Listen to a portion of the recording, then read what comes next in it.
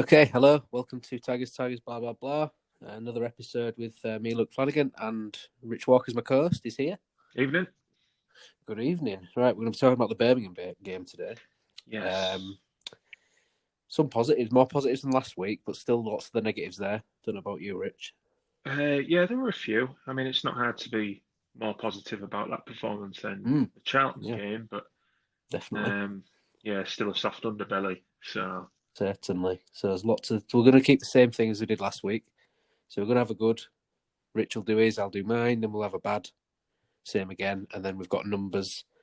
So we'll be back in a second with our first segment, which will be the good thing that we need to talk about the Birmingham game. Be right back.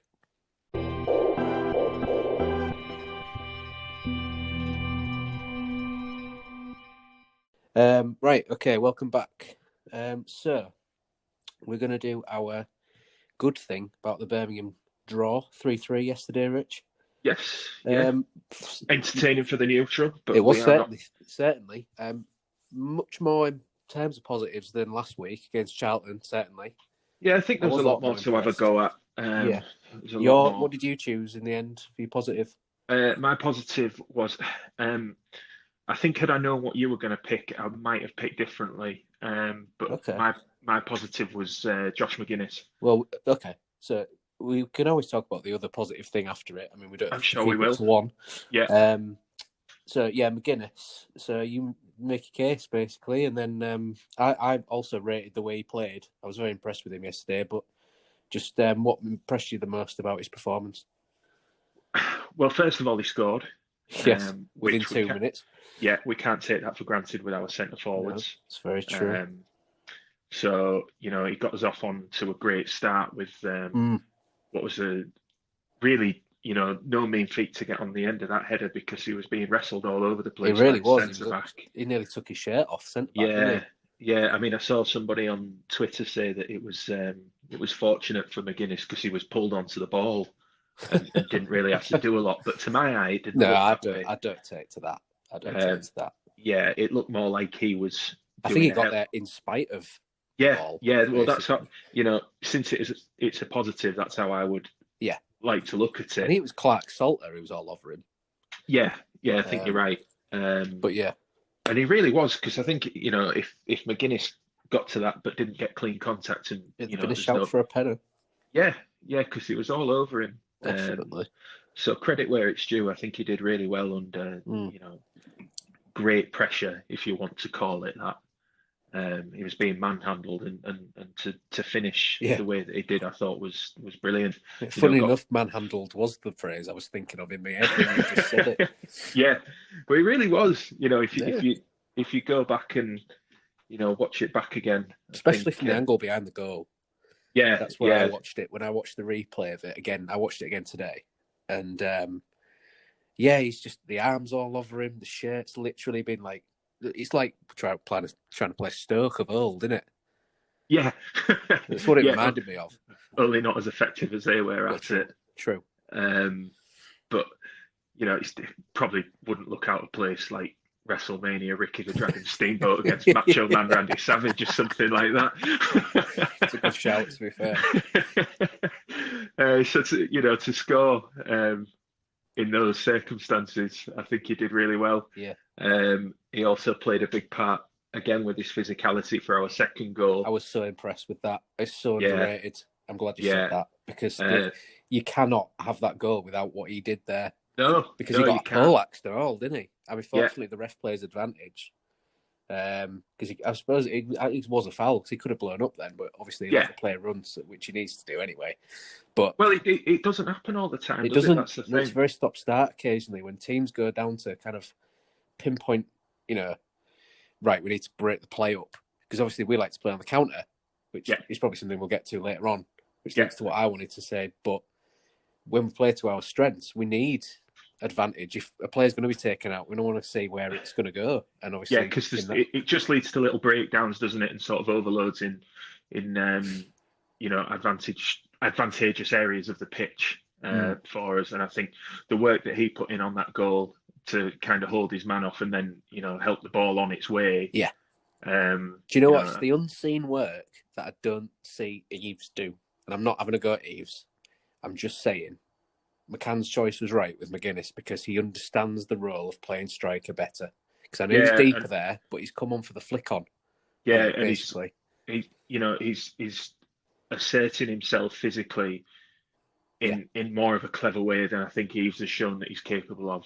Yes. I know when we picked our teams the other week for the Charlton game, I said I would have Eves in for goals, Yeah. and I think maybe I did McGuinness a disservice there because although Eves' goal record is better throughout his career, I think the way, and I've said this to people that I've gone to games with this season, I think the way that McGuinness plays is actually better suited for our side. He I think seems it to, is. I think that was proven yesterday. yeah, he understands more what is being asked of him. I think Yeah. it's at times as a striker, particularly nowadays, you're not being asked to be the man that is on the end of every attacking move. Sometimes you need to draw a defender and create space, which I think certainly when we had Bowen and Grzycki, I thought McGuinness was more effective at doing that for those two. Yeah. And I think we saw a little glimpse of that yesterday. If Scott can continue playing the way that he did yesterday, and we sort something out with Wilkes or whoever comes in for Wilkes on Thursday night. There's reason to believe that McGuinness is going to be able to do that more effectively. Frustrated me watching Wilkes. I know we're not talking about him necessarily, but he got into great positions twice. He did. He did. Do you know what? Great tackle for the first one, but the second one. I mean, he missed a header at the back post as well. He did, yeah. He got his timing all wrong. Yeah. And it was like he tried to get a header on the ball, but it was too low. He could have took 2 steps back and had a jump. Yeah, so it just ballooned up. The thing is, I'd be inclined to give him the benefit of the doubt with those. I mean, it might be a moot point anyway, because that might be the last we've seen of him for City. Yeah, it might be. I think he was more effective than last week, mind, on that right hand side. Definitely. But what I was going to say is, if he's getting into those positions, I would be more worried if he wasn't finding those little pockets and running onto passes and stuff. So if he's come to us from Barnsley, we're both sides that are the bottom of the league. They're not going to want to do us any favours. But more than that, he's not going to take every chance that comes his way. But at least he's finding them. So I'm not inclined to criticise him for that. I thought he was all right. As I say, like the positions he got into, I think that he worked better with McGuinness than he worked with Eves. He seemed to, but I mean, we saw against Charlton that Eves was peeling off onto the wings and generally crowding things up. Whereas in particularly the 2 opportunities that Wilkes had along the floor in the first half, he was allowed space. There was space in behind for him to go onto, or McGuinness had drawn, somebody who might necessarily provide him cover for a fullback. Yeah. So Wilkes was able to get one-on-one and get away for those chances. So I think that all plays into me seeing McGuinness as a positive. Yeah. I couldn't really understand why he was taken off.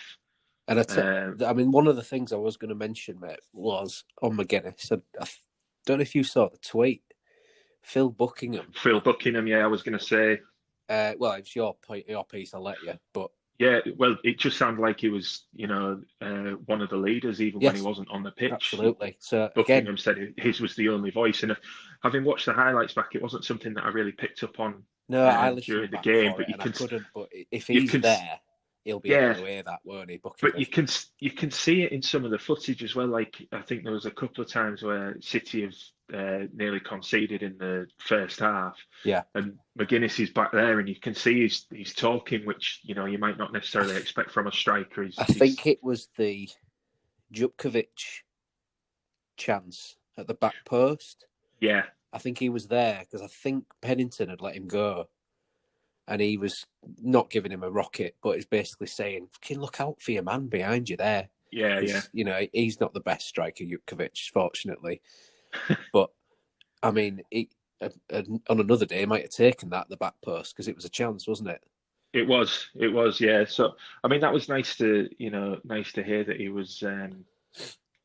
he was one of the vocal players out there, even when he wasn't on the pitch. Yeah. Um, It shows he you know, cares, and he shows that yeah, he's dedicated to it, which is what you need when you're in a battle like this, I think.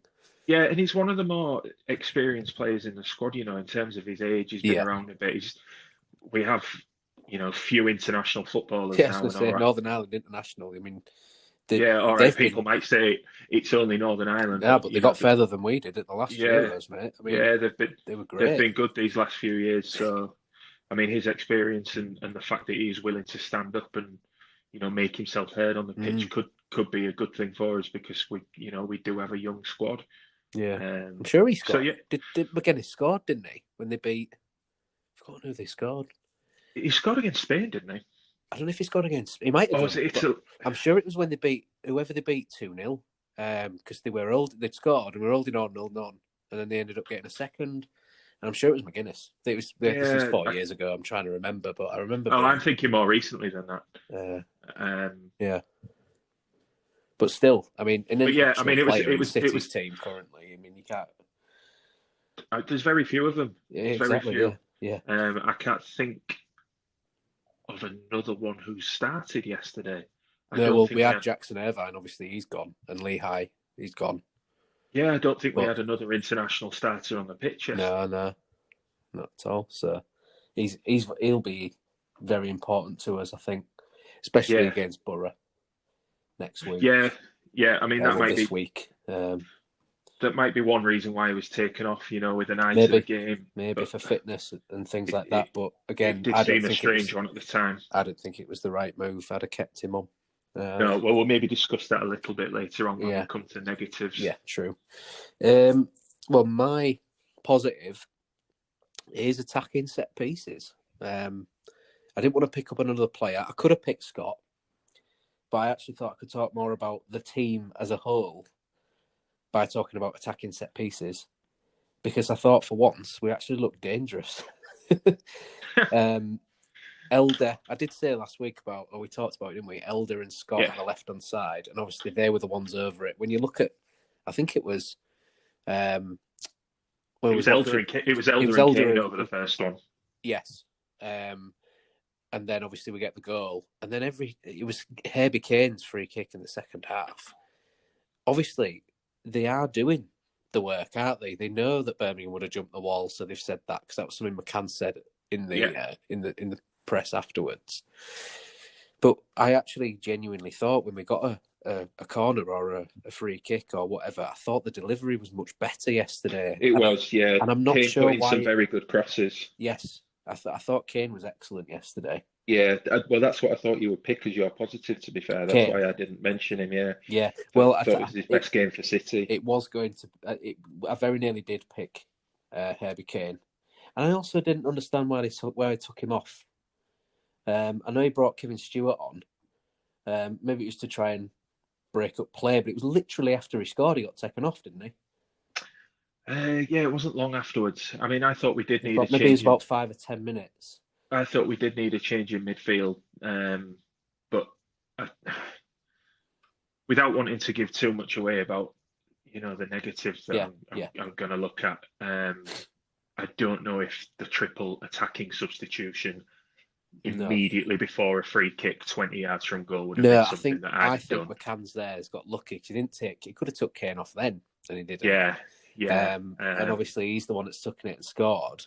But they've got no bearing on that goal either, No, because none whatsoever. I'm sure it was McGuinness who got fouled for the free kick. I don't think it was Kane himself who got fouled for the free kick. I'm sure it was one of the players that went off. Could have been Wilkes, not sure. I'm sure maybe it was Clark Salter again who was caught out of position and took the booking. I think it might have been Wilkes actually, because Wilkes was very quick in asking the ref to try. It was Wilkes. It was Wilkes, yeah. Because he was doing the imaginary card flashing. Yeah, Justin Whittle. He didn't like that. No. Do No. you know the thing is? I mean, how much of a legend is Justin Whittle? But I love the card flashing. I think it's brilliant. That's going to divide a lot of people, I'm sure. But I love it because I don't have an opinion on it. I really don't care. I don't think it affects anything.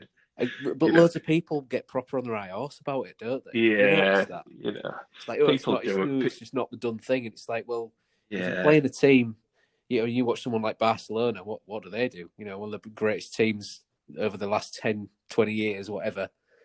They're very quick to surround the ref and ask for different things. Yeah, They but all get the it. good sides are. I mean, Man But United Man did United, it. Man United are the same. Yeah, Liverpool were and Man City were very bad about that. Do you remember I remember the Liverpool Man City game and the ref couldn't move for Man City bodies in front of him. So it's just one of those I things. think You the get big little teams do decisions it. from doing it. Yeah, I think sometimes it can work to your negative, because if the ref's getting pissed off that you're asking for too much, he might not give you the benefit of the doubt. But you have to ask for things, don't you? Yeah, yeah. To be fair, there's been a lot of times this season where we've looked at City and thought they're a little bit soft. Yeah, you need a bit. I mean, someone like Myler in years gone by is the one to buy the foul. A bit of a bastard. Settle it down and just shithouse people. Yeah, I think that's missing from City at the minute. Yeah, and whether or not asking for flashing an imaginary card is that. Yeah, I know it's on the very low grade of that, but it's that sort of, it gets the opposition, it gets the opposition's back up is what you want. Yeah, there have been times this season where we need to have employed the dark arts, and we've been reluctant to do that, and it's. I think we needed to do it. I think we needed to do it yesterday, mate, when we're 3-2 up. I really think we needed to have kept the ball more, and when you do get, because I'm talking about attacking free kicks here, but we made them pay yesterday, and that was why I wanted to talk about it. But there's nothing wrong with winning. Like Stewart did really well, Elder did really well about winning free kicks in their own half and settling it down. When he came on, he won one in a key area. He did, yeah. But again, I thought Kane's deliveries was very good, and it was Elder as well for the first one, and Kane's corners are looking better. Excuse me. I mean, that's the thing. Maybe he's had an interrupted spell with us. It could have just been rust last week. I definitely start again. I was quite shocked he was starting after last week, because I thought he stunk the place out last week. I'm not going to lie. But who didn't? If you were going on that basis, you wouldn't have picked a team, would you? That was what I was going to say, because he could have made 11 changes. Yeah. I'm not sure we've got the squad to do that anymore, unless you're bringing in the 23s. But that's next season. That's next season. Well, it certainly seems so. Maybe we'll talk about that later on. Yeah. I also thought De Silva Lopez looked sharp, but I think he got taken off because he was knackered. Yeah. Yeah. But he'll be a good one to have back, because I think that gave everybody a lift. The cross for Scott's goal was pinpoint. It was lovely to see. It reminded me, not in terms of like the ball that he produced, but seeing him get away and pick his man out. It reminded me of his assist for Bowen at Brentford. Yes. Earlier this season. That was better. It was, because it was a lovely little slide rule pass in behind the defence. Yeah. But, just that he gets away. He's quick enough. He's got the legs on his man, and he got his head up. And like you say, he gave Scott very little to do. It was just like, there you go. I mean, Scott looked sharp, and he was another one that I was going to look at. I did think, particularly first half. I mean, he looks all right on that left, doesn't he? He does. He looks all right. I know he faded second half, but I think the play was very much down to their left-hand side. They knew by making that change they could exploit us. And I do think that, well, when we get to the negative later on, I'll talk about the reasons for that. But I didn't pick Scott because I don't think he saw enough of the ball second half. No, he didn't. It was taken off. I couldn't really warrant picking him over other people. No, but he was bright. And he was bright. He looks like he's going to be more effective out there for us than Maddison would have been. Yes. Yeah. 100%. So in terms of attacking, particularly with set pieces, but not just with set pieces, like we looked like we could score yesterday, and that was the polar opposite of last week to me. Yeah, and credit where it's due. I thought the way that we set up initially was very good, because we were on the front foot. And I know before the game there were a lot of people who were disappointed to see Terrell out of the side. Yeah, I actually think the side played better first half without him. Yes, well, I mean, I was one of those people that put it on Twitter that I was bothered about the lack of attacking pedigree in midfield. But the way that we played was to in an attacking sense, we didn't go through midfield. No, it was We counter, so it was to the sides. And actually, yeah Lopez often pulled out wide anyway, as did yeah Kane for the other way. yeah to create And Batty was the overloads. holder. So really, you're looking at like a 4-1 kind of 4-1 in many senses. Yeah, And they're so dropping in. So it was very effective in that sense, and at times, all right, without the same caliber of player, at times it was like watching us earlier in the season. We had those same options there that we were it's hitting so yeah, successfully it earlier in was the like season. so we keep 3 up, and as soon as we get it to the front man as fast as we can, and we Yeah, get up and support, and it worked, didn't it? First yeah. half, we could have been 3 or 4 up. If Wilkes Well, yeah. I takes mean, his chances, if Wilkes takes his chances, yeah. you know, So I mean, I went into half time being really optimistic, and then was I disappointed? Which is probably something we'll get to in a minute. yeah. Was there anything else you wanted to talk about for the positives? Because obviously there's more than last week. We don't have to say, oh, well, the coverage on Tiger TV was good. You know, like we were struggling so bad last week. Well, It I was. mean, if we were looking for a negative, the weird kind of funereal silence that It really Tigers was TV odd, had us wasn't it? watch that first half in. Yeah, Because there was no player shouting, nothing. It was literally because I don't understand that. I think there was a problem with iFollow again that they then wanted yeah. to I try and think get it through.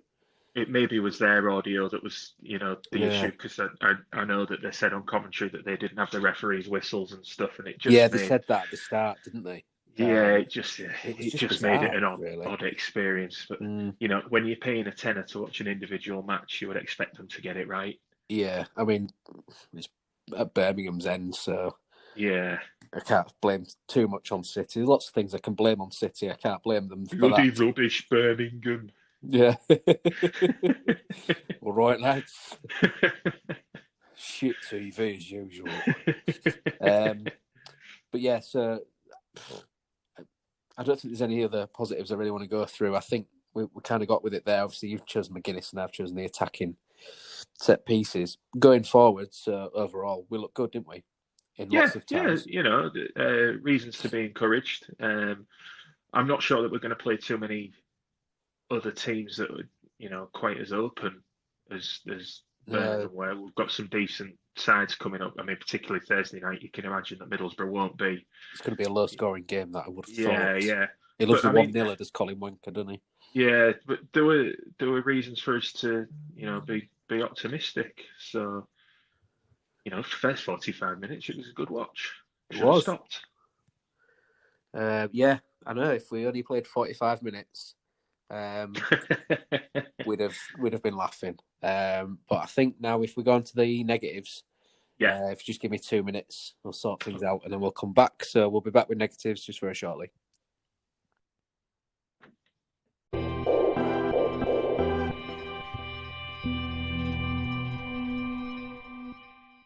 Okay, we're back. So, Welcome to the doom and gloom section.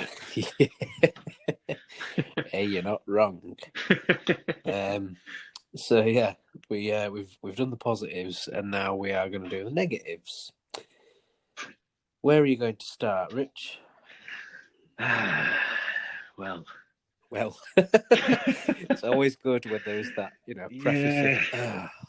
It's quite a wide-reaching negative. I mean, with Okay. a positive in Josh McGuinness, you could sort of look at it and say, you focused on an individual player's performance. My negative is Grant McCann. Okay. And there might be a lot of people listening who are like, yeah, I get that. Yeah. No, I get that. I don't know your reasoning, but I understand. Well, I thought for as much as we were set up quite nicely in the first half, the second, Birmingham made one change initially, didn't they? Yeah, crucified us. And it was just one little tweak, and for 15 minutes, they completely had us on toast. They could have scored 4.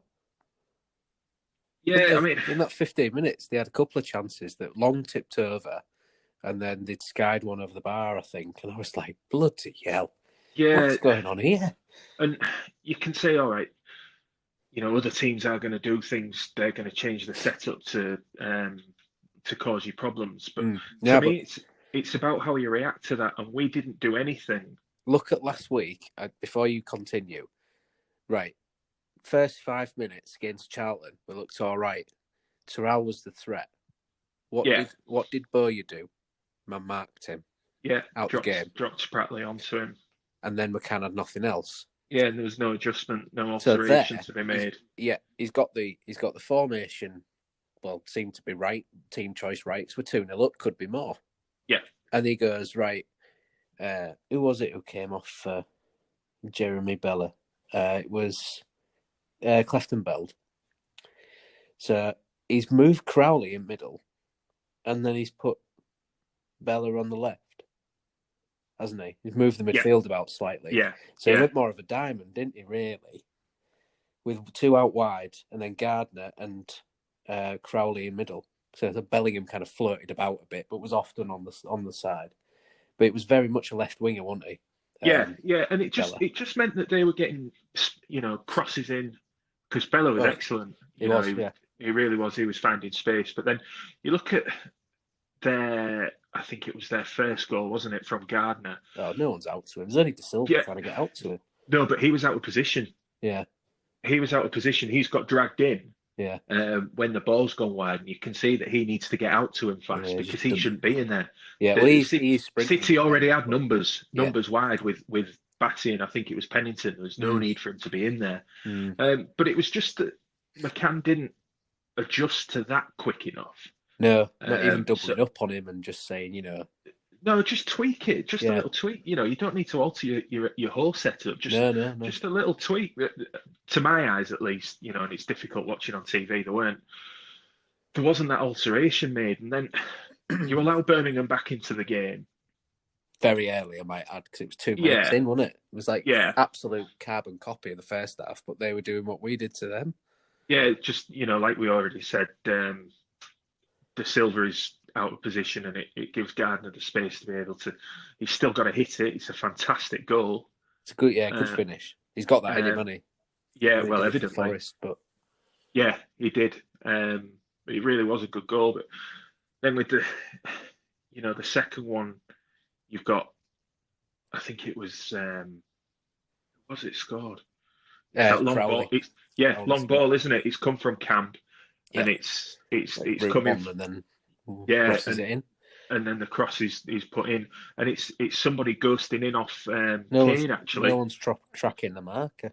Yeah, Kane's got ball watching. He's lost his man in there, and it's a really simple header. And we didn't adjust to kind of get to grips with the fact that their midfield was finding that space. We also didn't adjust to help Pennington out, who is not a natural fullback. No, I felt sorry for him, actually. Yeah, to provide him with more cover. I mean, he missed the header for the second, so yeah, he did. Yeah, Burke's been dragged out to go and deal with that and try and stop the cross, which meant that Birmingham have got numbers on us in the middle, and then with the runner coming in deep to finish it off, it's like you've got a number of breakdowns there, but we weren't quick enough to react to that. And then when we are fortunate enough to get back ahead 3-2. Yeah, because I didn't see that coming, I'll be honest. No, not at all. I thought the game was only going one way at that point. Yeah, I did. McCann's hamstrung us because he's made 3 attacking substitutions immediately before the free kick was about to be taken. Do you know, I saw something on Twitter. I don't know if you saw this. You might have done. When he made those 3 subs that you just referred to?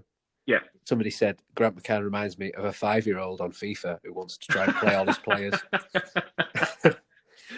But to me, it doesn't need to be made at that point. No, especially not 3 like for like. Especially then. You see what happens with the free kick, in my opinion. Yeah. That's got no better. He can't go, well, I made 3 subs and we scored. No. Because the free kick's already 1 for 1. Kane stayed on, so it wasn't a sub that scored it. No. So I don't think he was. What it did later in the game was it meant that we weren't able to react at that point. Yeah. In the way that we perhaps needed to see the game out. We've made 3 changes, and I believe that the Birmingham commentators were really pleased at the fact that we'd taken those 3 players off, because they said they were our most effective players. They were giving them problems because we were still winning free kicks when we were going forward, Wilkes especially. Yeah, so it just seemed strange taking off attackers who are having very good games, but then also leaving yourself without that manoeuvrability later on in the game. I thought the changes needed to come in midfield, which I did. I thought he eventually did. De Silva Yeah, was knackered. I'd and have Batty taken was. Batty off as well because Yeah, he was fading out of the game. I didn't. Yeah, again, not in having. He thought he was crap last week, but I thought he did well this week. I thought his passing was a lot better. He played well. I mean, it suits him the sort of game that we were playing. Yeah, but you could see he was getting a bit leggy. So he brings on two midfielders there. Well, you But bring then, on Stewart, you bring maybe Terrell, or I mean, who else was on bench? They brought Honeyman. well, everyone was on the bench. No, I know. I know the options though for there. Yeah. But See, the to Terrell, me, it's Honeyman, or Stewart, isn't it? so you bring on three attackers, and then you make your two changes in midfield. You're left without any defensive options. If you're away from home and you've got a narrow lead to protect, wisdom dictates that you bring on a centre back, because what are the home side going to do? They're going to go long and they're going to put you under pressure. You do that, or you bring on an extra line midfielder and take one of the forwards off, don't you? Yeah. So we were just without that option, and I thought he showed a little bit of naivety, which is something that it was almost like we needed like as many goals as possible. So it's like, right, they're running to the ground. We'll bring these on. We need to score more, and actually we didn't at that point. Yeah, I didn't think they were running to the ground. And that's clearly what he thought. Otherwise, he wouldn't have come off. But if he'd watched that first 15 minutes of the second half and thought, the reason that the front three are out of the game is, the fault lies with the front three. Yeah. It wasn't that we were getting overrun in midfield. No, because they changed it, and he didn't understand that. He doesn't seem to understand that. So he just showed a little bit of naivety for me. And as I was going to say, he's shown that in other games this season where it's, all too familiar, isn't it, really? Yeah, I think it was the one that always sticks out for me is Huddersfield away, where I think we were 0-0 with about 70 minutes gone. And rather than close up and think, well, we'll protect our point, and if we can nick a win, that's fine. Yes. He twisted it in a way that opened us up. And it's those sorts of things that will cost you longer term. So for me, the fact that he'd made so many changes but left himself without that manoeuvrability to be able to say, right, now we can alter it to shore up the defence and protect our lead, I think that cost us. What I'd have liked to have seen him do is just leave that one in reserve, and then we'll say, you bring on McDonald. We need it. Yeah. Bring on McDonald or Tafazoli, sit in the middle of the three, and it's just like, right, we'll just defend for our lives. Yeah, maybe to play on the front foot, that's what he was looking for, because that's where our strength is. But at the same time, changing all three players at the top doesn't do that, does it? No, for me. No. Well, it didn't. But I mean, is it Lewis Potter? I mean, he'd suit the high press that we were playing. He fit into that. He was all over the shop, wasn't he, in terms of his energy and everything else. Didn't see an awful lot of the ball, but he was doing what Scott was doing. It wasn't like, he's brought on people who had stinkers, because that didn't happen, did it? It was just the wrong changes to try and fit what's happening in the game. I just think he hamstrung himself a little bit. But it was bizarre. Yeah, whether a more experienced manager would do that, I don't know. Maybe you get away with that in League One. Maybe you do. Yeah. I mean, there's a tweet here I put just on the Tigers Blah account before we came on. I said that we were recording, and any points that people want to sort of tweet us, we'll read them out and discuss. We can do that. And this one kind of fits into yours. So if we do that one now. Sure. Matty Honeyman, who's Honeyman Matty on Twitter. Any relation? I'm not sure. I don't know. He might tweet us in, say that he is or he's not. I don't know. But it says, not sure I can fit all this in one tweet to start with. So that was always a good sign. Is McCann a good enough manager? Yeah. Is McCann a good enough manager? This whole crisis has somewhat obscured that assessment. I know he's dealing with some crazy stuff, but still. Again, Pennington at right back. He's a centre back. So what option does he have? What else can he do there? So I'll give him that one. I don't know what he can do. So given that we're up on Saturday, surely we could have defended that lead. Points again to McCann for lack of leadership. Again, I don't know about... I mean, we have Tafazoli and McDonald could have brought on, or he could have played instead. But I'm not sure. When you let your captain and right back leave for nothing, because he didn't want to take 100% cut. Because he's not committed. Apparently. I mean, we'll get to that later on, mate. Yeah. But then he says, our strongest point is centre-back, so why not play three? And then that is something we've chatted about before. Obviously, device. Yeah, and even if you're not going to do it all game, it could have been an option to revert to try and defend the lead. Because just go if late you do in have five at the back, five at the back. Yeah. Because he's then said, well, obviously Device, Burke, and then one of Pennington or McDonald in the centre, and then wing backs. He could have had Mackenzie come on and Elder, obviously, there, and then he says midfield should then have been Terrell, Lopez, Stewart, and then Wilkes and Potter. He's gone for a 5-3-2 there. That's what he said we should have reverted to. Mm-hmm. I mean, I'm not, it's a fair point, I suppose. It's his opinion, and it does kind of link into what you said about McCann, particularly about bizarre decisions in the leadership there. Yeah, it's just this inability to see out games, and it's I think it should have been something that we did yesterday. Close it up. Again, one of the things that kind of bugged me was what he said afterwards, and I've got a small quote of it in front of me. It says when he was asked about it, he said it's a lost opportunity from being 2-0 up to come away with a 3-3 draw. For how good we were first half, we were polar opposite in the second. Well, I mean, how many times have we heard that? And also, whose fault is that? Because you didn't react to it. I thought we could have been more than 2-0 up in the first half. Agreed. We had some really good chances. Malik had a couple where he didn't get his shot off. And again, I think that's either rustiness or he's not really a natural goal scorer. So he's caught, he's in the position. Also some good defending. Defending for the first one. Yeah, I'm not sure if it was the left back that got back. Pedersen, I think he got a good tackle in. Yeah. He didn't really have a chance. He then just said, I felt the early goal in the second half, put them in the ascendancy a little bit, and they got their tails up. We conceded off a shot on the edge of the box, which is disappointing. And then the other two conceded are just criminal. People are making free run into the box and not being tracked.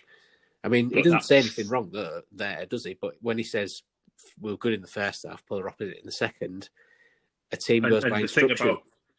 The thing about people making free runs into the box and not being tracked, there's individual mistakes, but I also felt that they were to do with the way that Birmingham had tweaked their setup as well in midfield to allow them that space. He definitely tinkered with it a bit, the Clotet, didn't he? Yeah, I think that feeds into our sort of failure to adjust to that. And then when we did make adjustments, it was too much, and it didn't leave enough in our back pocket to then, if other situations arise in midfield, to be able, or in the game, to be able to kind of react to that. It was bizarre. I mean, my negative we have already kind of talked about, but mine's just defending. I did think we looked pretty solid in the first half. There were a couple of nervy moments, but you're not going to get a game where the opposition doesn't have a chance, are you? No, I mean, particularly when all right, we said that Jukovic maybe isn't the best. No, but Hogan put himself about there. Hogan's a very good player, and to be fair to Jukovic, I think if he was in our team, he'd be our best striker. Yeah, probably. Yeah. I can't disagree with you with that. He's played at this level for a long, long time now. He has done, yeah. He's had a lot of clubs, hasn't he? So... And them two have scored quite a lot together, Jukovic and... Yeah, well, you can see why. I mean, they complement each other quite nicely. Yeah, they like playing that 4-4-2, don't they? And then they obviously, whatever inversion they have on it for Birmingham, they're doing all right. They are draw specialists, aren't they? As they were kind of labelled. But you can see why they concede goals. You can also see that there is a manager there that kind of, I don't know, has some tactical nous, but maybe isn't as consistent with it as he could be. Yeah. If that makes sense. Yeah, I think that's fair. I mean, the other thing about the defending is, what I was saying was that there was, for all the good we were in the first half and looked solid, we, in some ways, we're just so fragile because one little change and we have no either leadership from the side or leadership within the team, especially at the back, to kind of say, right, you need to come up and double up on him with me, or do you know what I mean? Yeah. As soon as there was a spanner thrown in the works with Bella coming on, I mean, Pennington shit himself every time he got the ball.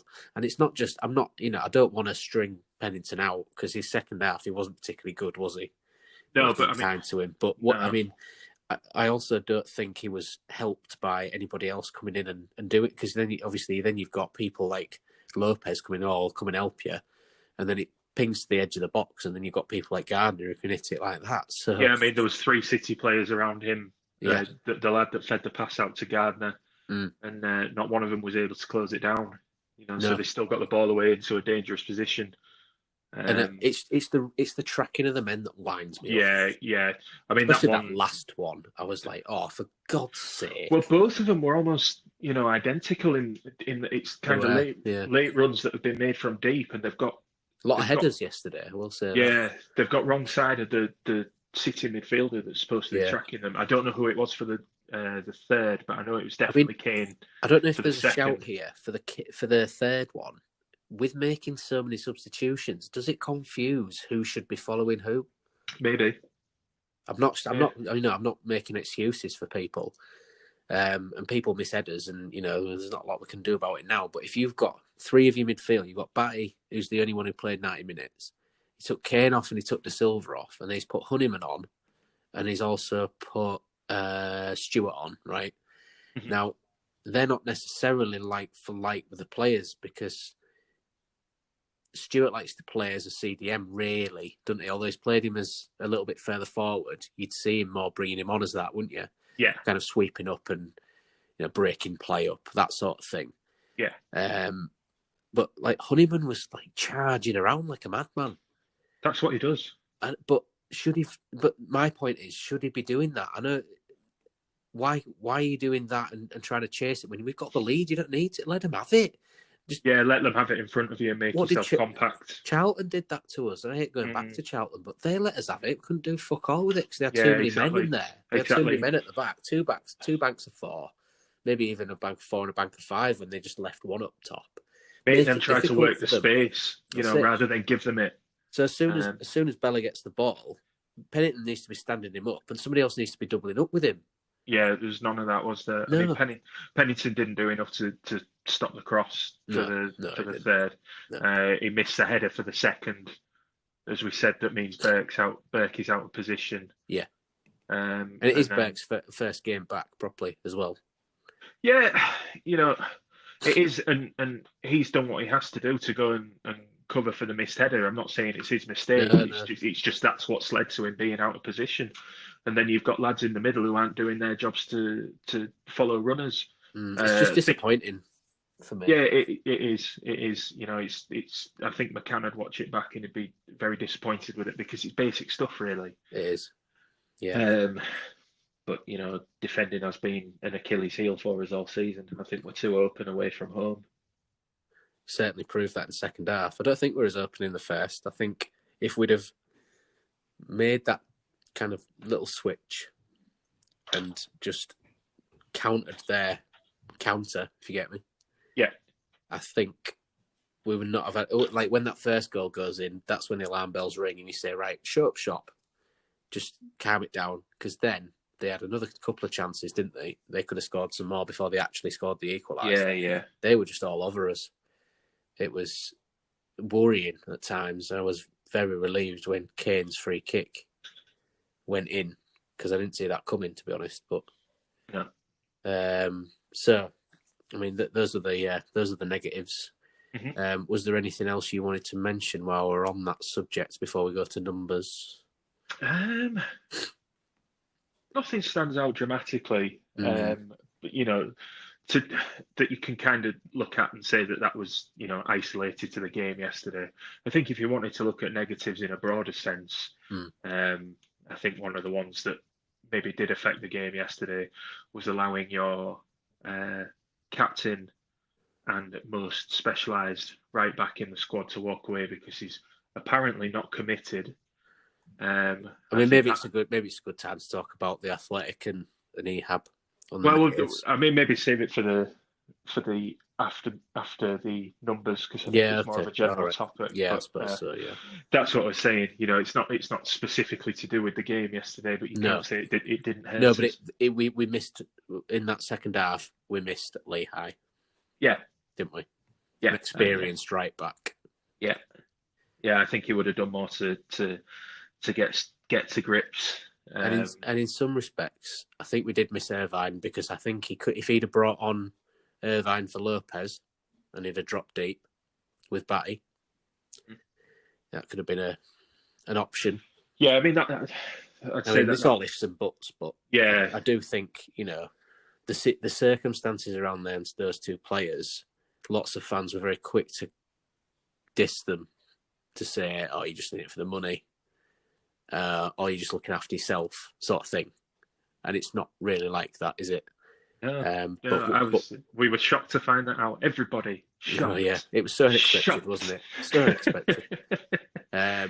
But I mean, yeah, the lack of a right back is not helping us, because I mean, Pennington has done okay so far. I'm not,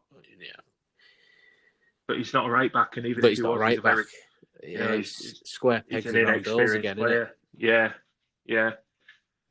I mean, I'd even go as far to say as wide. I mean, who could you put? Oh, you could put Safazoli there, or you could put No, not for me. No. I mean, Mackenzie's the other option, but Mackenzie, yeah, I suppose. There have been games this season where he's been excellent, and then there's been others where he's been dreadful. Yeah, Stoke game particularly sticks out, I think. There. Yeah, but again, he's a young player. Yeah, you know? we don't have a lot of options at right back, do we? No. And I don't think that's. I think that's something else where the more I think about it, the more 3 centre halves and wing backs, because I think we have players that could play wing back better than a 4, but it's not going to happen, is it? No, because 4-3-3 way apparently. Yeah, if Hull City was a stick of rock and you cut it open, it would say 4-3-3 through the middle of it. Apparently, so. I wasn't sure Hull City had a way of playing, but apparently 4-3-3 is how we should play. So yeah, it's something they've spoken about, ever since they gave Nick Barmby the job of establishing a Hull City identity. We'll talk about it later, but I don't think you can look at any of the managers that they've had and say that we've played in the same way under any of them. No. Actually, most effective was Bruce's 3-5-2. If we're going to Just saying. But maybe it's a good time to move on to our numbers. Yeah, since we're talking numbers. Since we're talking numbers, your number this week is? My number is 12. And that number 12, Rich, is number 12 is, of the 9 draws and 19 losses that we've had this season, we've had the lead 12 times over the course of those games. And that's not necessarily, that 12 of those games we've had the lead in. There's been 12 leads that we've had and lost in games that we've not gone on to win. And where you're looking at a situation where we were only just out of the relegation zone on goal difference after today's result with Nottingham Forest and Huddersfield. Thank God that Forest did us a favour there. Yeah, and it sounded like they were pretty convincing, but where you've had... Well, they're 4th, Yeah, so you'd expect it, but where you've had these leads, you've had 12 leads that you've gone on to lose. And that's over the course of the season, so that's it's I mean, the case. So you're looking at games like Swansea where we led. Swansea away as well, first game of the season. So by my count, that's cost us. Let me see, 7, 9, 12, 14, 17 points over the course of the season. Jesus Christ! Right, let me get a table up. And I'm not saying just because you've had the lead in every single game that you should win that game, because football doesn't work like that. Psychologically, though, when you take the lead, you're more likely, for most times, I would say, to keep that than lose. Yeah, and I think if you looked at it on average, teams that take the lead would probably go on to win more often than not. I would say so, because it's all about the psychology of that first goal. Yeah. But we seem to be an exception to that rule. And if you look at, so we're on 42 points, right? So if we had another 17... Which is then 59... And I'll tell you where that puts us. That puts us 7th. Fine margins. We'd be 1 point below Cardiff, who are the last playoff spot holders. Yeah. So, like I say, you're not going to win every single game that you take the lead in. No, but that's true. But you should win the majority of them. Yeah, if of those 12 leads we've held on to 1 or 2. Yeah, it's a massive thing for us. I mean, thinking about the games themselves, the ones where it's been particularly close that we were going to win. Birmingham, that's 2 big points dropped. Yes, definitely would say that as well, because you're up to 19th there. Yeah, Yeah. Yeah. Yeah. I mean, there's Swansea as well. I mean, Swansea at home, neither side could defend, but we had the lead on 3 occasions that night. Well, what a crazy Which game that was, though, wasn't it? But it was a little bit like the Birmingham game yesterday in my eyes. But yeah, a bit back and forward. Yeah, end to end. Like for the neutral, brilliant, but for us, bloody horrible. Really, really frustrating. So there's that one. I think there was QPR at home where we couldn't deal with easy, isn't it? Yeah, we couldn't deal with him. He's a good player, though. He's a good player. It's just these fine margins that when they build up over the course of the season, they paint a picture as to why you're not having a successful season. Yeah, and I think if we go back to our point previously, where you say we can't defend or we're not making the right tactical tweaks, I think where we've been successful in the past and we've been promoted out of this league is we've gone with a don't get beat mentality, particularly away from home. Yeah. Where you value those points, the odd point takes, they build up over the course of the season, obviously. Yeah. But you need to value them. You can't just throw them away, on the whiff of getting 3. Yeah. And we haven't done that well enough this season, I think. So just even if we've taken an extra 2 points out of those, those games, they're absolutely huge. Yeah. Now that it's coming down to it. And I also, in looking at this number, I think we concede something like 20% of the goals that we've conceded in the last 10 minutes of games as well. Yeah, it's a big drop off, isn't it? Yeah. So, we're not doing enough to see games out, I think is the upshot of that. No, which goes into what we've been saying all night, really. Yeah. I mean, my number is 36. Yeah, what is this? I'm interested. It's the amount of possession we had yesterday. Right. But I thought if you listened to McCann after the Charlton game, that possession meant you won. Yeah, this is the point I'm trying to make, really. I think you've guessed kind of the way I'm going with it.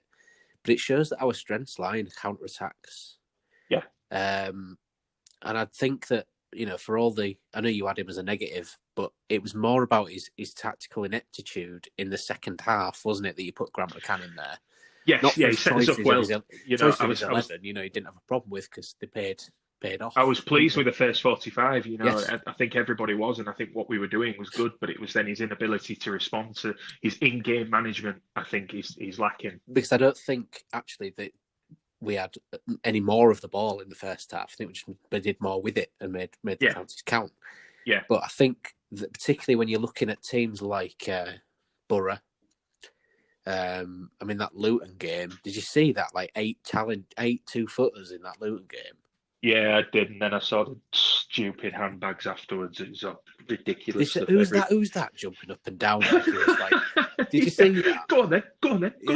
It was like he was on an away day in like Millwall's End or something, and he was just jumping up and down. He should have been wearing a CP company jacket or something. They should all be really embarrassed. It was awful. It wasn't as embarrassing, by the way, as Miazga and Lawrence for the slap. The slap. I challenge you to a duel. It's so funny. That slap was unreal, wasn't it? And then he was like, like that silly slap and then a silly little headbutt. But he pointed at his lip, like, well. Yeah, they both turned to the referee, just like, did you see what he just did? I think the ref sent them off because they were embarrassing. Yeah. I don't think it sent them off for violent conduct. It would be being twats is the reason. 4-game ban, mate, being twat. But yeah, I mean, 36% possession.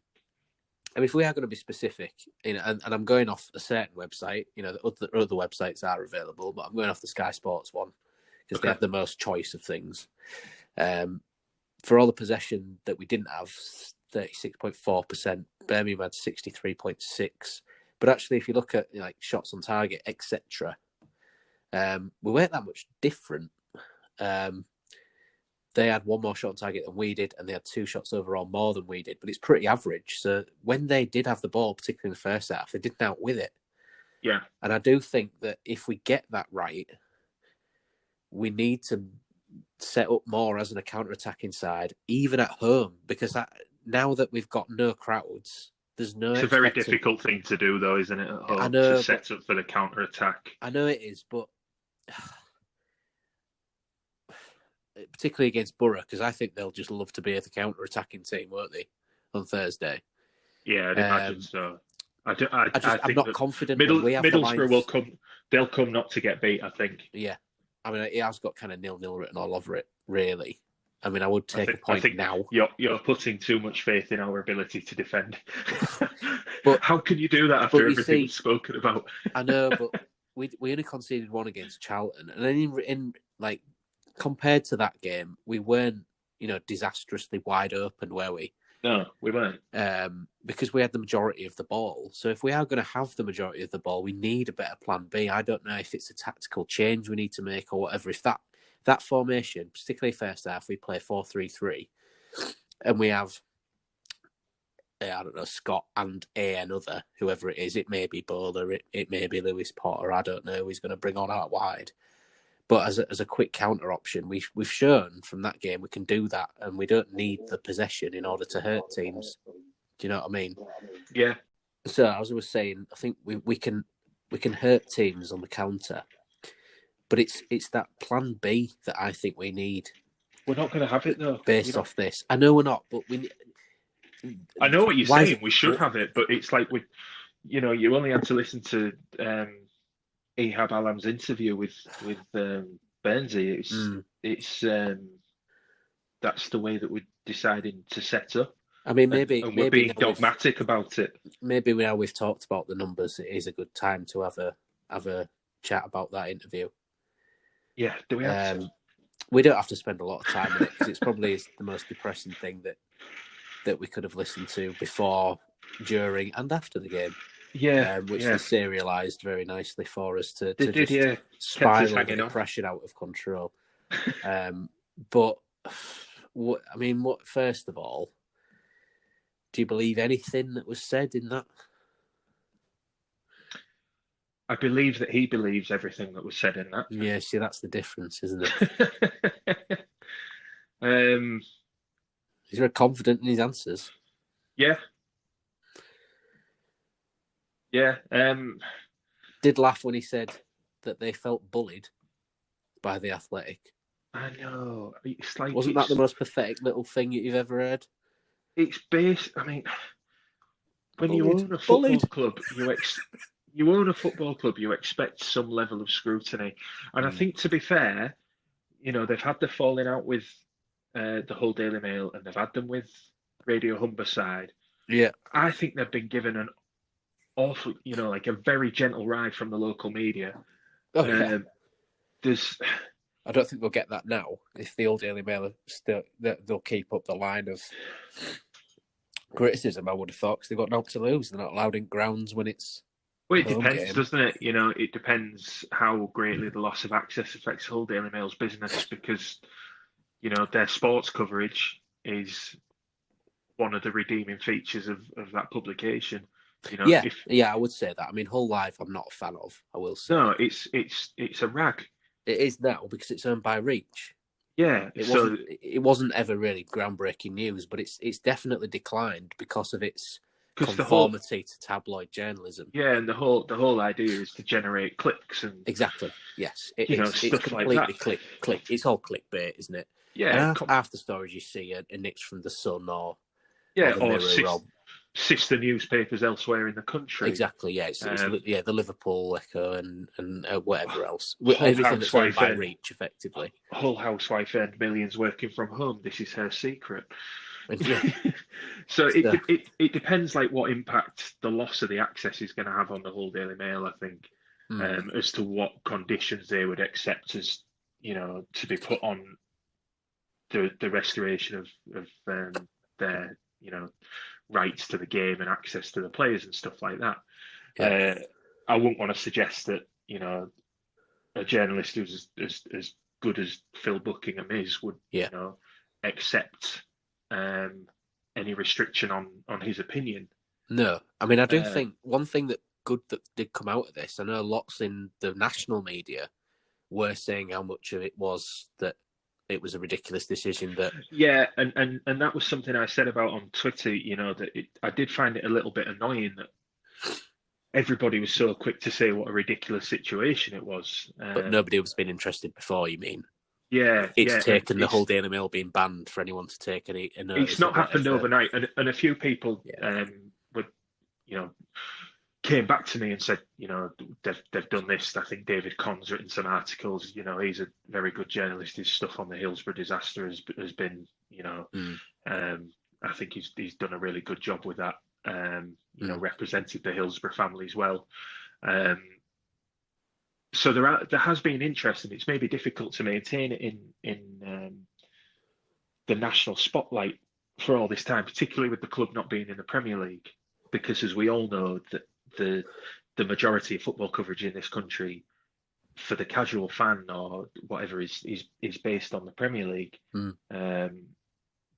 So it's maybe difficult from that point of view. But what gets me is that you then have neutral fans saying things like, I didn't know all this, and it's like, how have they put up with it? And yeah, it's a wider question that bothers me about football fans in general, is that we're all so bloody parochial. yes, That it stops fans' bodies, I think, generally being effective, because we don't band together when issues that aren't necessarily good for the health of the game and the supporters. yeah. People aren't sympathetic because it's like, well, I don't like that club. I think there was one comment on the Athletics story where somebody was like, and I came back at it, that somebody was like, I'd feel sorry for them, but I hate the fans. And it's like, well, God forbid it ever happens to you.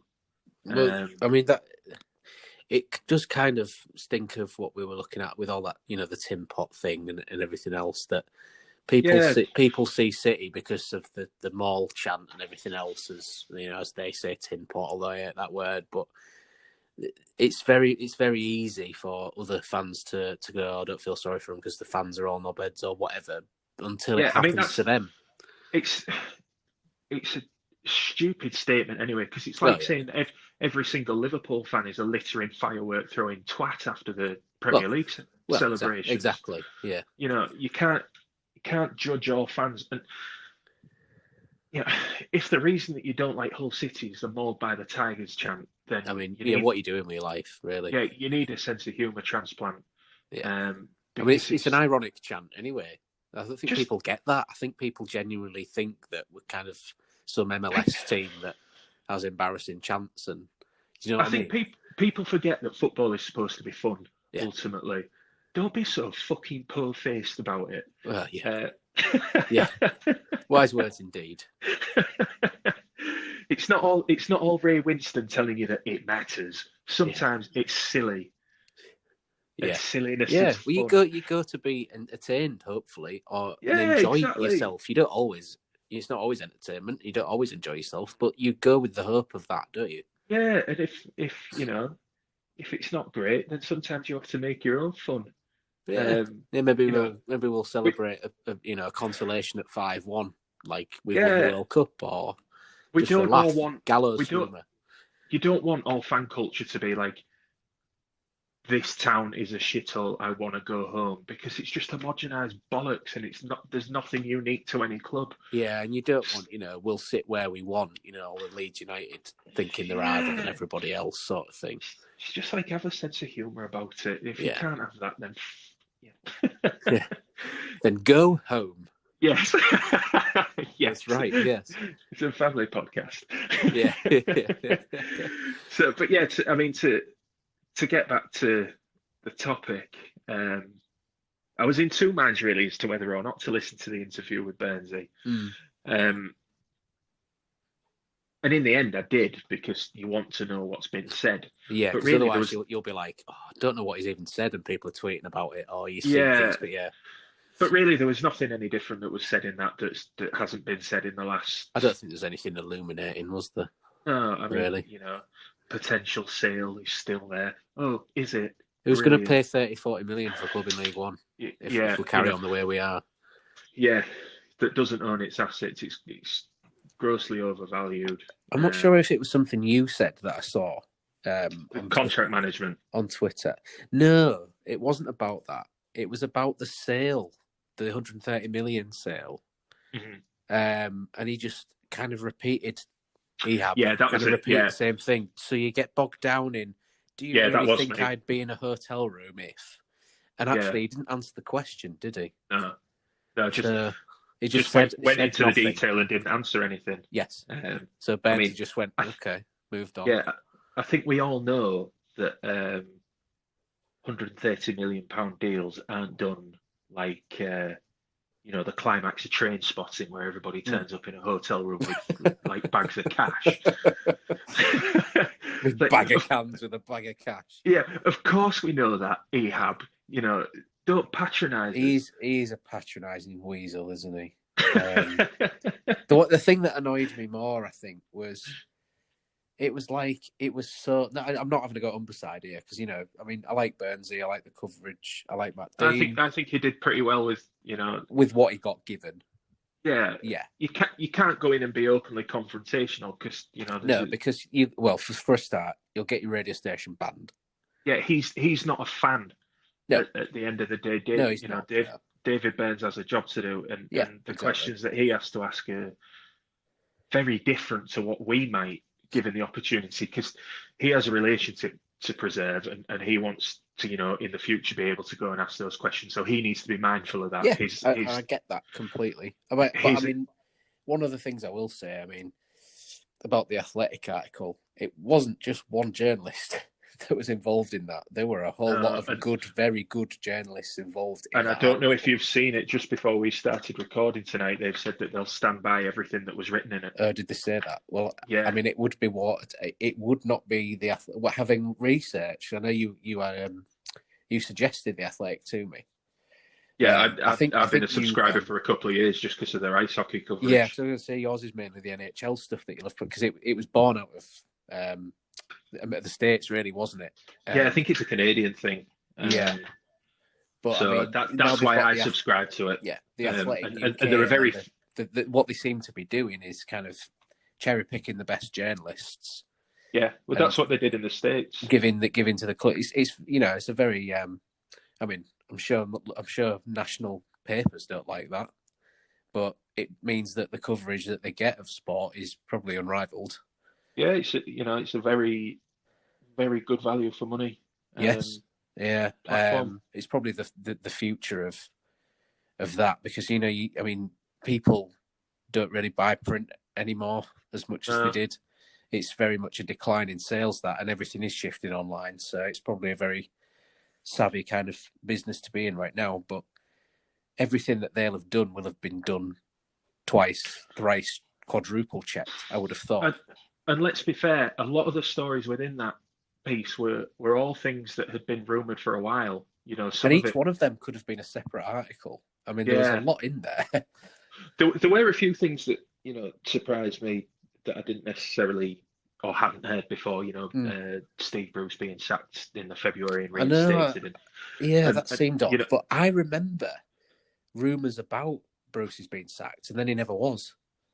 I do remember the kind of rumblings about it, and then it just never happened. And Bruce was there next press conference and got on with it. I think we won the next week, so nobody really ever dug it up after that. But it obviously seems that happened. I believe the bit about the player contracts this year because I'd heard from another. I don't want to sound like a journalist or anything, or Laura Koonsberg. I'd heard from a source. Yes. You can get away with anything if you call it a source. Yeah, exactly. But I'd heard from someone who is, close to a situation at the club. I don't want to give them. Yeah. No, you shouldn't. Yeah. Anything away and compromise them. But I'd heard from someone that the contracts were being offered on that basis. So when I read that, I wasn't shocked because it was exactly what I'd been told. What did shock me was that the management team were involved in making that decision. Yeah, you would hope that he would stand up back for his players. Yeah, a little bit. But then again, he's got his own relationship to maintain, and with the wins or the winning record, the way it's been since the turn of the year, maybe he's looking at his own position. I don't know. The other thing that disappointed me about the interview was on that note that he was so openly critical of these players and their commitment to City. It is not about that, is it? It's an easy thing to say that Lehigh, Irvine, Madison, and Kingsley aren't committed, but they're professionals. and they can only likely be afford to be as committed to you as you are to them. as you are to them. But surely that shows a massive level of naivety, thinking that there's that amount of loyalty that they trust you. Exactly. I mean, it To is a then two-way maybe street. not offer them a contract. Surely they go Yeah, financial safety. These are not. I mean, yeah, these compared to you and I will be on lots of money, but they will not be on megabucks, will they? no, and their career is a lot shorter than yours or mine. You They're know, providing for the next 40 years for them and yeah, beyond, aren't they? And yeah, you know, families, and they're not all. Even Madison has children. It's you're not just thinking of yourself as a footballer these days, are you? If you've got no, significant others and kids, and you've got mortgages to pay and probably daft car bills and things like that. yeah, It's real life, but kind of on acid. I always imagine, because you've got so much. You've got so much more kind of financial clout that actually you end up spending so much on other things that you just never thought of it. I mean, real life's like that as well, but like just of course things it like is. agents' fees, which then goes down to what Iab said about, one of the things in the Athletic was that the Marco Silva situation was bizarre to me. That Yeah, he applied for the job, they never even looked at his application, and then even then, and I made the point on Twitter about Iab thinks he's some kind of Peter Levy, like always gets the best deal sort of thing, Peter like Levy, not Peter Levy, sorry, Daniel Levy. Daniel Levy. Daniel Levy. Now then, young man. Now then, young man. Any other innuendos you want to make on your weather? The Daniel Levy thing, he's always seen, isn't he, as like this purveyor of like amazing business deals, for football, because it runs it properly and gets the best value for money. He tried to Yeah. shortchange the agent, didn't he? Mm. Yeah, But I mean, even then, I'd heard about Silver having been overlooked before. mm, mm. Um, but yeah, I And mean, I I know don't this think happens that's. again. I mean, I don't want to say like too much, but do you remember in the summer we nearly signed Ben Whiteman? Yeah, Now I know family of him, and they'd basically said deal was done. They were just like clubs had agreed it, because he's at Donny, isn't he? And yeah, they just basically said, right, come down to London for a medical. We discuss personal terms. And this was like the day before the transfer window. And in the end, he didn't end up signing. And that was because the promise of whatever it was per week from Iab has suddenly gone down. So he was trying to again just go, oh, we said that, yeah, but it's this over this amount of years. And in the end, he was like, you're messing me about. You can do one. I'm not yeah. signing it. What you? I remember him tweeting, that he was like Donny Rovers till he dies or whatever the poor sod. Yeah. Um, But I mean, that's from family. They said they wanted to sign for all. They'd agreed with it. The clubs were saying yes, you could do it. But then Iab goes, oh, we'll mess about with his wages per week. Again, the same old. Oh no, we value for money and all that. What is £2,000? If somebody wants 10 grand a week instead of 8, fucking give it to him. If he's gonna make us stay in the league, and I mean, you can't argue that he would have done, because I'm sure there's other players that we would have gone for and whatever else. But it griping here and there just pisses people off, doesn't it? yeah, I mean, you get all that sorted, don't you, before you take a player down for a medical or Yeah, something like that. yeah. Um, You don't hear you of don't. other players and managers meeting up to sign and go, oh, by the way, son, I've said this. You don't have But Cloughie, do you? All the stories that you hear from Mark Crossley on Cloughie on like under the cosh, you don't get. Now listen, son, I did say we'd pay you 10 grand, but it's 5 because the chairman's a tight bastard. There's none of he that might have rubbish. said that. To be fair, Well, possibly. he might have done. I've not heard a story where he said it, but he'd definitely say it about Iab if he was at our club, wouldn't he? It's just, oh, I don't know. I can't see the sale ever happening. I really can't. I can't with that. I mean, just to go back to your previous point, I don't think you can chuck a couple of grand around, on a whim. You can't say that, but you Not don't if mess players. yes, You but if you you've don't mess players promised about. Yeah, somebody something, you don't go back on it, yeah. do I you? mean, no, I don't think so. You make your agreement and you go with it. Yeah. They are. men of their word, as they like to tell us so often. So yeah. Yeah. Sorry, what were you going to say? I think I'd said it. I just tried Right. to do my best Cloughie impression and failed. Yeah, I mean, I don't know. Other than that, I don't think there was a great deal to take from it. We are where we are. Yeah. The valuation is still high. I can't see anybody being tempted if he's saying there's been renewed interest in it It's all right over in the. saying that, but there's not going to be Yeah, nothing to back it up. he's said it before. It's one of those things now where it's like, oh, it's that old chestnut again, is it? And we've It's had a just bad that it's news. this emperor's new clothes, isn't it? I think he says it Yeah, so often himself, he believes it. yeah. We've had a bad news week, so there's buyers involved, is there? Yeah, I mean, who'd want to buy City in this climate? You wouldn't The, really, would you? I mean, I know that they like to talk about the headroom that we've got as if we're like, a Fender valve amp or something. You know, like you could turn it all the way up, and it's still clean. um, that's for the musicians out there.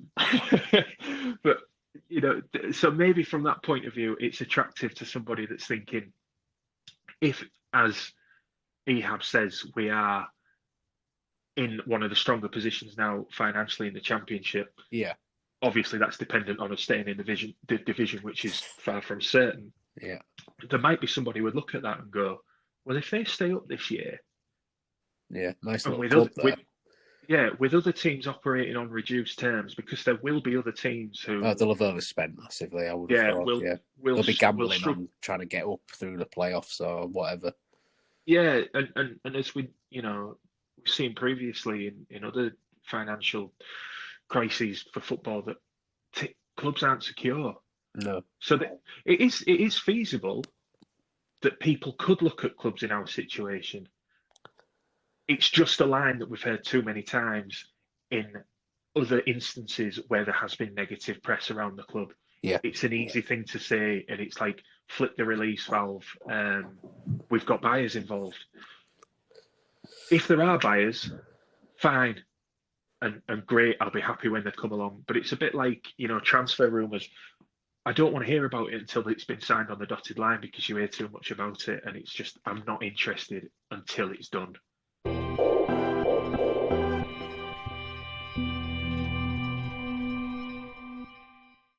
I just wanted to read a couple of tweets out for you. Sure, yeah. So first one, so we did the Matty Honeyman one about criticising McCann, basically, which we did when we did your bit. Mm-hmm. There is a Twitter account called The Circle, which is circle_87. And it says, Ehab's conspiracy theories on getting the same results against the same teams in consecutive seasons. Well, 3-3 draw against Birmingham. Yeah. Maybe there's something in it. Maybe there is. Illuminati confirmed. Yeah. Announce Tom Hanks. Announce anything. It seems to be all people say these days.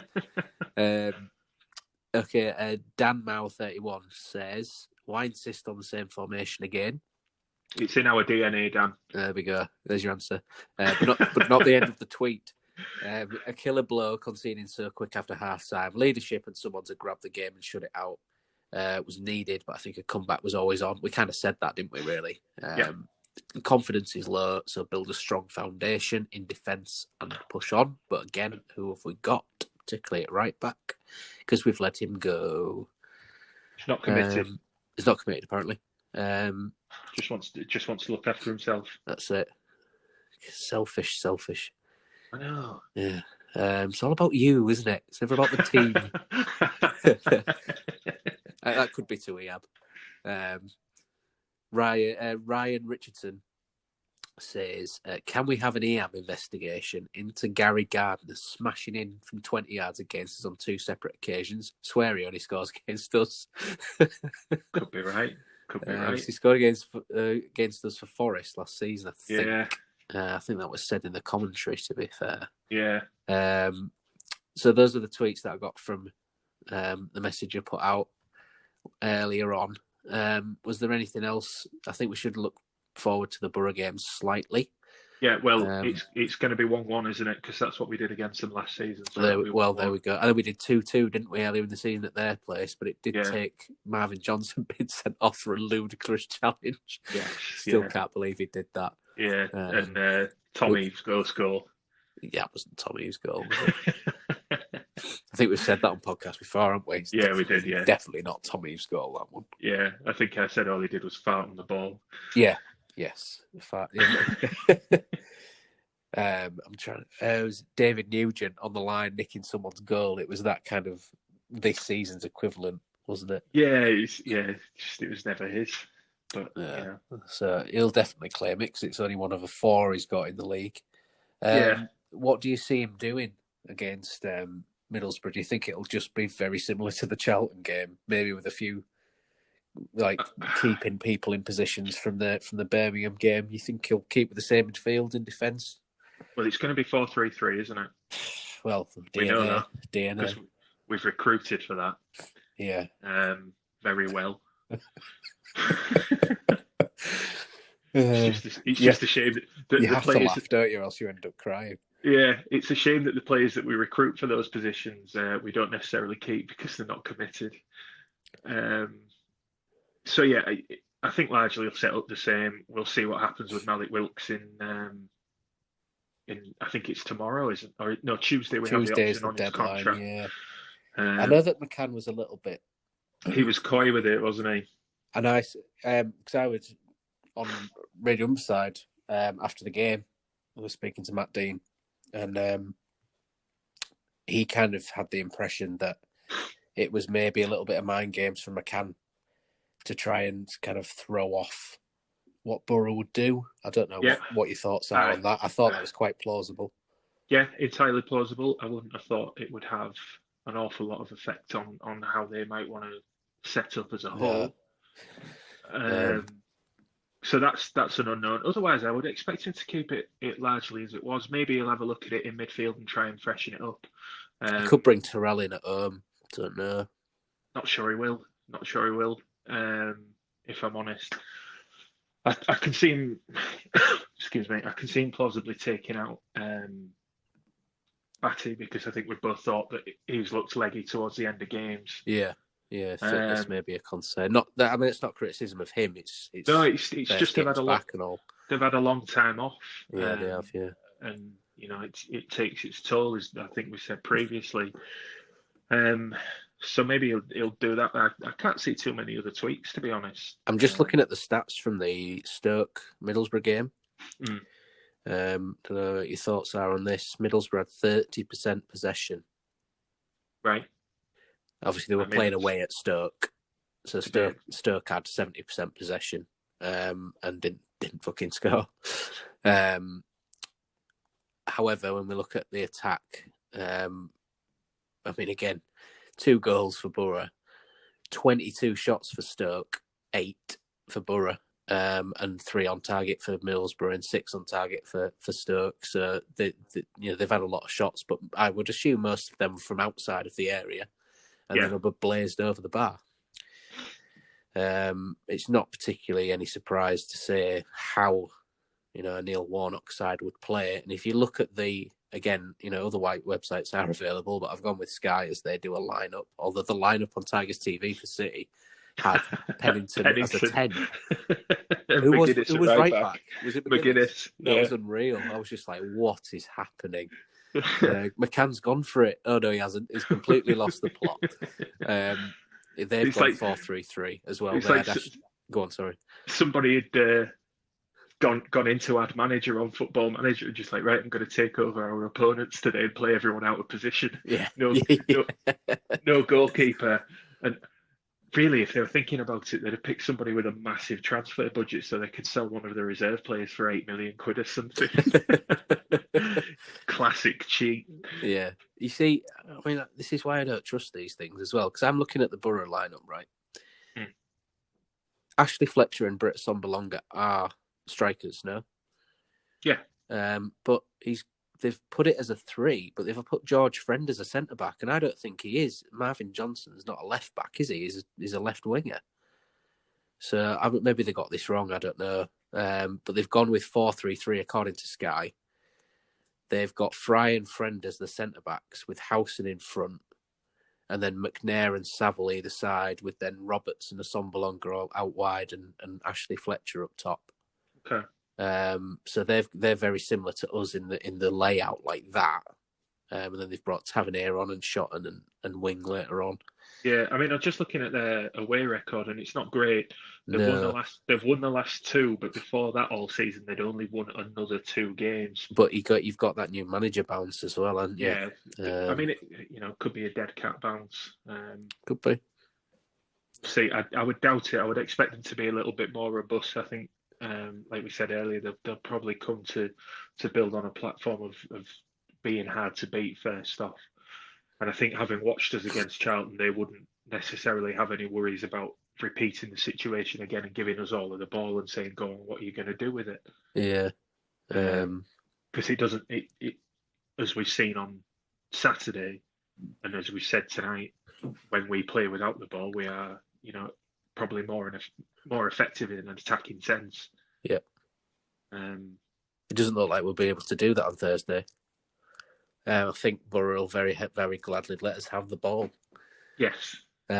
Which they seem to have done to Stoke, and Stoke couldn't do for call with it. Yeah. I mean, 22 shots is a lot for a game, isn't it? And it says, I'm looking at the report, and it basically says that they should have scored a lot, Stoke, but they didn't because the finishing was really poor. And that kind of, we could fit into that description, couldn't we? I mean, I'm not from the Birmingham game because, players took chances, but it hasn't been something in our season where we've scored a lot of goals since Christmas, has it? No, I always struggled for him. So, I don't know. It's a big one, this, isn't it? It's a big one. My gut feeling is that we're going to get beat. I would go with that. I mean, City fans are often pessimistic by nature. I always think. Yeah, but you look at our record against why would teams. You not be? Yeah, you look at our record against teams down there, and we have not done well. No. Point against Middlesbrough early in the season. Yeah, and we were. To be fair, we looked like we should have got beat by a lot in that first half. We kind of did to them what Birmingham did to us. Yeah. In the second half, because he changed it, brought Batty on, didn't he? And he was allowed to dictate play with that lesser man. Batty got us on the front foot. Yeah, it was excellent that day. I think we had Jordi Device at the left back. Yeah. And he was rampaging into space. I went that day, so it was had a good view of it. But yeah, our record against teams in and around us is really pretty poor. I never like playing against a Warnock team either. No, I mean Charlton have had 4 points off us. Stoke have taken is it 6? Did Stoke beat us at home? Yeah, I think they did. But we got battered away. I know that. Yes, we did. No, we beat Stoke at home. Sorry, 2-1. Right, okay. Yeah, we did because Bowen got 2 that day. Yeah. So we can see the difference, can't we? There. Huddersfield have had 6 offers. Yeah, they have. Yeah. Barnsley have had 6 offers. They're in danger, then. Huddersfield. They're not looking good at the minute, are they? Yeah, they're slipping. I mean, if our records are almost identical. But yeah, they are. Yeah. The strange thing is that they've come down out of the Premier League. And are looking that poor. So, I think if I was a betting man, I would say that Middlesbrough will probably win. Whether that's an element of me protecting myself from the inevitable disappointment. Yeah, if you have low standards, you're not as disappointed, are you? That's a man that's been in too many nightclubs at 3 a.m. Oh. Zing. Zing. Yeah. I mean, even if I'm just looking at the table, just to finish off. I mean, so we've got Barnsley at the bottom, and they've won and drawn since the restart. Mm-hmm. So they're on 38. Then you got Luton. Luton have won. They've not lost in the last 5 if you count the results before lockdown as well. Yeah. They've got the new manager bounce clearly, so they're on 39. And then Huddersfield are on the same as us. We're two better off on goal difference.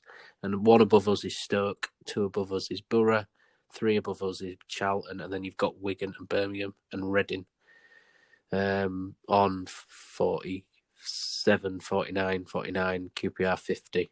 And then I would think Reading are probably safe. I think from 16 downwards, if you're looking at maybe Birmingham, because they don't pick up too many wins, do they? No. They're maybe on, the outsiders to go down now. I think it'd be probably good money on. You'd probably get about 5 or 6 to 1 for that. I would have thought, because it'd be handsome odds. But Wigan are certainly not out of it. Charlton are on a good bounce. The thing with Wigan is you look at their form, and all right, nobody's really got form, but in their last 6, they've won 5 and drawn 1. They have, yeah. So we've still got to play them. Yeah, we've got to play Luton, and we've got to play Borough. Obviously, that's the next one, and we've got to play Wigan. Yeah, those are the games around us. We've got Bristol City who've lost again. Yeah, they're not doing so well this weekend. They're so mid-table, aren't they? They're 5 points outside the playoffs now. So maybe by the time we come to play them, already on the beach. Maybe, I don't know. Yeah, maybe. I mean, that's Sunday's game anyway, isn't it? Yeah. And the other games we've got Cardiff, have we? And oh no, sorry, Sunday's game's West Brom. But Sunday's game is West Brom, and we've got West Brom, and then Bristol City's on the Wednesday. City. Yeah, it's all right.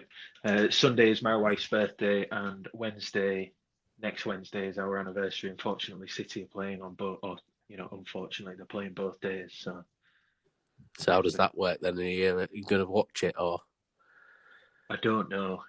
Going to be because usually you'd be like, oh, we're out for a meal, but under circumstances currently, that's not as not as expected, is it? You're not going to go out anywhere per se.